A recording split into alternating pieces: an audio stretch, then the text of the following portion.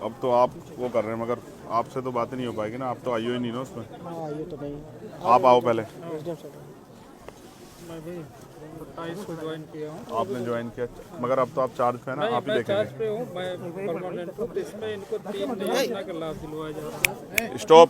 एक तो SC/ST का आगे आज जाएगा शाम को कल बजट आया अच्छा, तो 4,12,500 मुझसे थोड़ा पीछे को हो जा रहा है। ये देख लीजिए। ये एक सेकंड आप कब आए यहाँ? मैं 27 को है। आप 27 में आए। 27 को।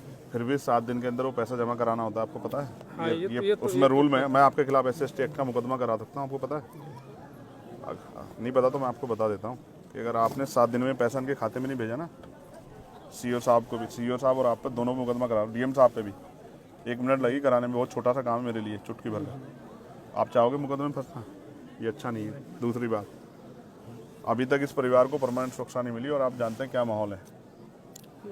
ठीक है, PSC लगी हाँ, आप पहले परमानेंट सुरक्षा ऑर्डर कराओ इनके लिए। लगी है। ठीक है, PSC ठीक है, अच्छी बात है लगी, लेकिन परमानेंट सुरक्षा का ऑर्डर कराओ। ये कहीं जाएंगे तो क्या करेंगे? कहाँ जाएंगे? PSC बंद के बैठ जाएंगे? इनके बच्चे क्या स्कूल नहीं जाएंगे क्या? हमारी ये जिम्मेदारी है कि यहाँ सुरक्षित माहौल बने। वो कैसे बनेगा? वो तब बनेगा जब हम इसको प्रशासन के माध्यम से। यस, और वो नहीं बन रहा है। आप इस बात को समझ सकते हो, मैं इस बात को समझ रहा हूँ और आप भी समझ लो, नहीं बन रहा है वो।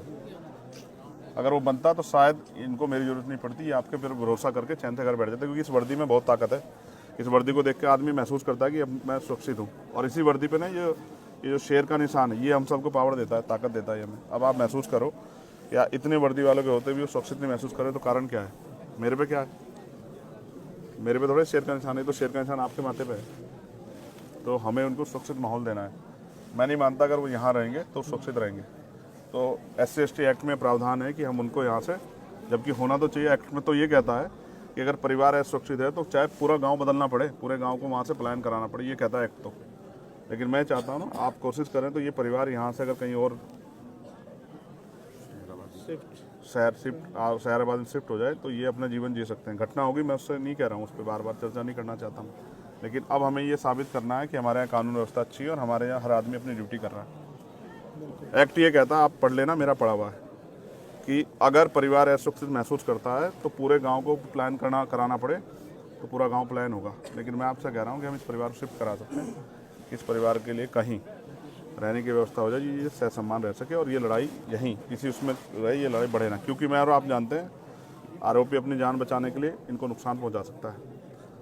मैं एक बात से सहमत नहीं हूँ, जब पीड़ित वो छोटा बच्चा जिसने देखा, उसकी पत्नी कह रही है कि मोहित मौके पे था, फिर उसको इग्नोर नहीं किया जा सकता है। आप ऐसा मत करो कोई भी, आप उसको अरेस्ट करो, ठीक है? अरेस्ट करो और कोर्ट में चार्जशीट में बताओ क्या है, वो है या नहीं है। उसको ऐसा मत करो कि उसको खुली छूट मत दो, इससे न्याय नहीं होगा, बिल्कुल नहीं होगा ऐसे न्याय। आप उसको अरेस्ट करो, सबसे पहले उसको अरेस्ट करके जेल भेजो और अपनी चार्जशीट में बताओ क्या है। कोर्ट को बताना कि भाई आपने क्यों उसको किया, आपने FIR है ना नामजद उसके खिलाफ। आप जज मत बनो, सब लोग जज बनना गलत है, ये आपका काम है ही नहीं है, मेरा आपका काम नहीं ना, ये कोर्ट का काम है।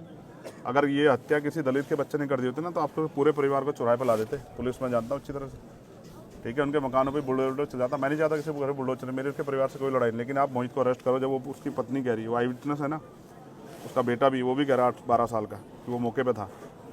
तो आप कोई फैक्ट पे मत जाओ, अभी फैक्ट आप कोर्ट में पेश करना, उसकी बेल के टाइम दे देना, उनकी मदद कर देना, मुझे कोई दिक्कत नहीं है। लेकिन अब आप उसे गिरफ्तार करो। और अगर आप ये सोचते हो कि भाई गिरफ्तार नहीं करेंगे तो फिर मुझसे कोई उम्मीद मत करो, बिल्कुल। मैंने तो कह दिया कि हम 8-10 दिन बाद एक बड़ा प्रोटेस्ट करेंगे और अनिश्चितकालीन करेंगे। बिल्कुल मुझे कोई वो नहीं है, मेरे पास कोई ऐसा मेरी नौकरी नहीं है ना, मैं कोई ऐसा, मैं सदन में मेरे बगैर नहीं चलेगा। मैं नहीं जा रहा हूँ कहीं भी, मैं तो आ जाऊँगा।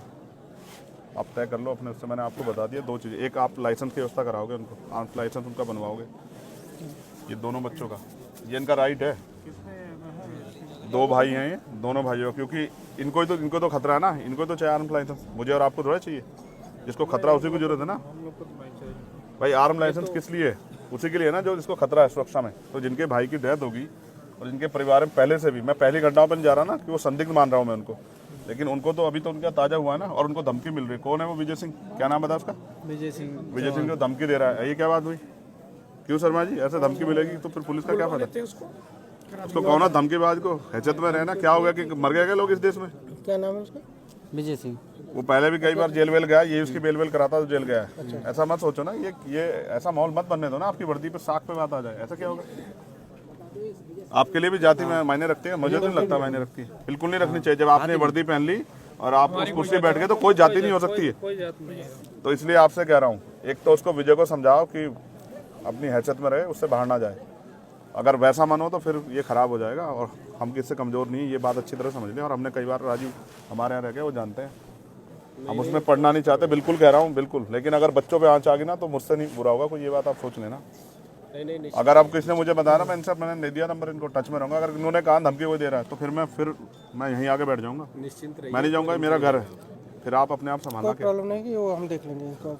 बिल्कुल निश्चिंत रहिए। एक इनका पारिवारिक लाभ अलग कर दिया गया है। ठीक है, एक जो है मुख्यमंत्री बाल सेवा योजना, ठीक है, वो कर दिया गया। वृद्धावस्था पेंशन कर दिया गया। और आप रहने वाले कहाँ के? मैं अम्बेडकर नगर का हूँ। Very good. मैं आपसे रिक्वेस्ट कर रहा हूँ, आपकी कलम में बहुत ताकत है, और डीएम साहब से मैं कहूँगा, एक तो इनके लिए पेंशन का प्रावधान है, इसकी माता जी के लिए, वो पेंशन का प्रावधान आप कर सकते हैं, जबकि इसमें कल ही चर्चा हुई है। हो गया आप भी जानते हैं ना भाई, कल से पहले चर्चा नहीं हुई ना। 27 को ज्वाइन किया तो मुझे पता चला, तो मैं फिर आकर एक्टिव किया। आप महसूस करो ना, कल ही इनसे आधार कार्ड मांगे ना, ये नहीं हुआ है।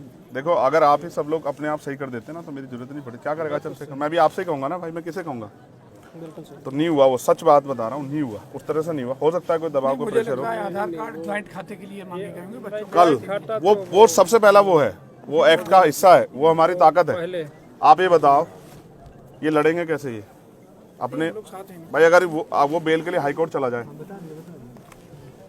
यहाँ उसको बेल ना मिले 302 में, वो हाई कोर्ट चला जाए, तो ये हाई कोर्ट जाके उसको अपोज कैसे करेंगे आप बताओ? उसमें चिन्हित भी करा दिया उसके बाद को, यहीं से जल्दी उसे सजा कराने का भी प्रोसेस चल रहा है। नहीं तो उसको ना फास्ट ट्रैक कोर्ट में हम लेके जाएंगे, तब वो होगा। लगवा दिया है, ठीक है, और जल्दी से जल्दी उसको सजा। मैं ये बात आपसे इसलिए कह रहा हूँ, ऑपरेशन कन्विक्शन चल रहा है, उसमें उसको करा दिया गया। सीरियसली कह रहा हूँ।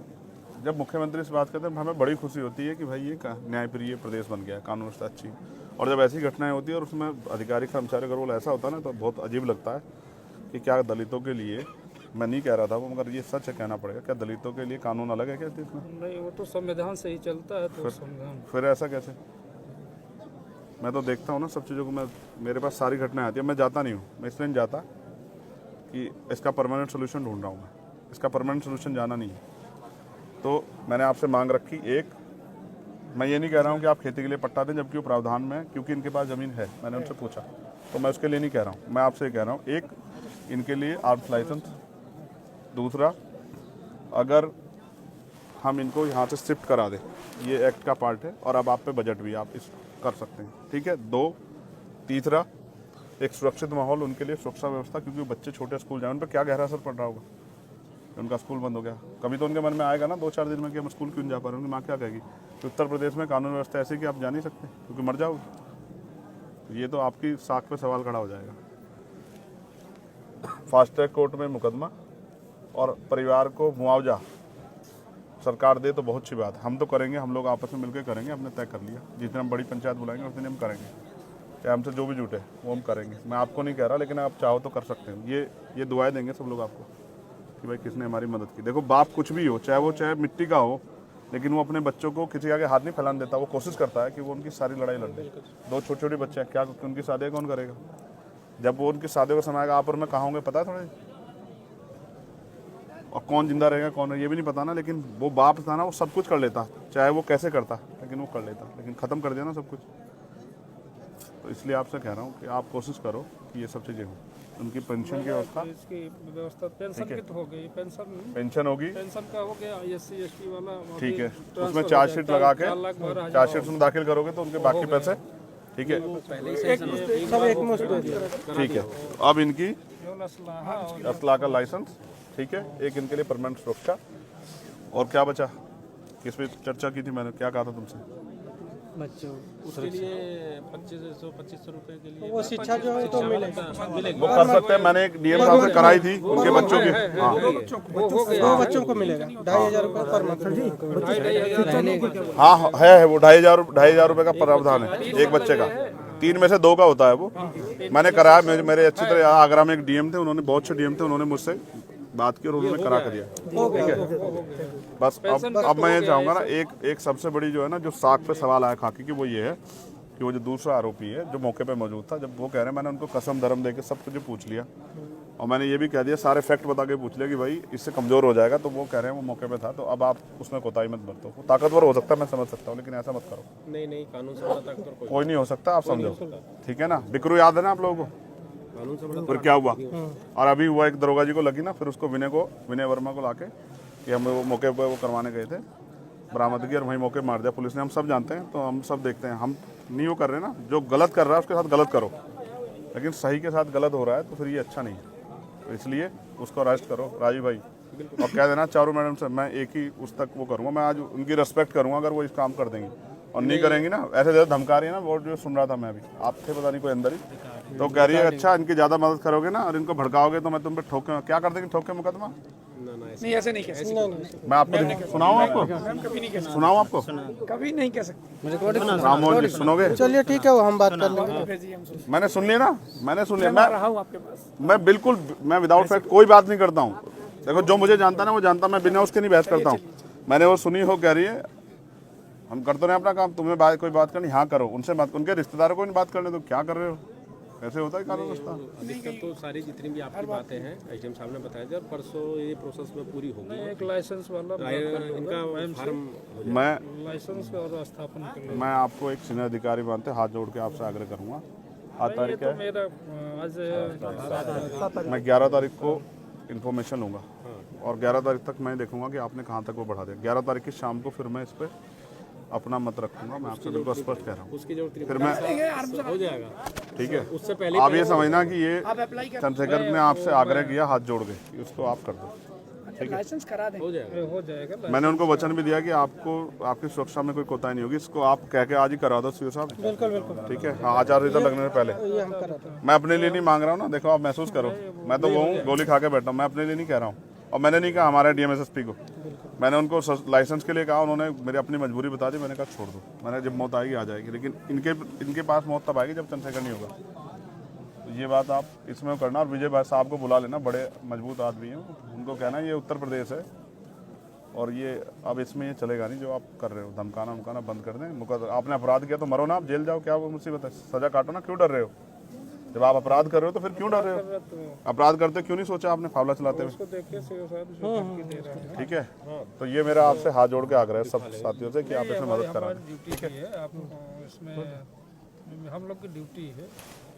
आप उसको जल्दी से मुझे बता दो, आप वो काम करके जो मैंने आपसे उम्मीद की है। राजू भाई, आप ये हमारे यहाँ बहुत चर्चित चेहरे थे, मैं इनकी बड़ाई नहीं करता, नहीं कह रहा हूँ, इन अपराधी कांपते थे इनके नाम से, सिंघम कहते थे इनको हमारे यहाँ के, पता नहीं क्या हो गया।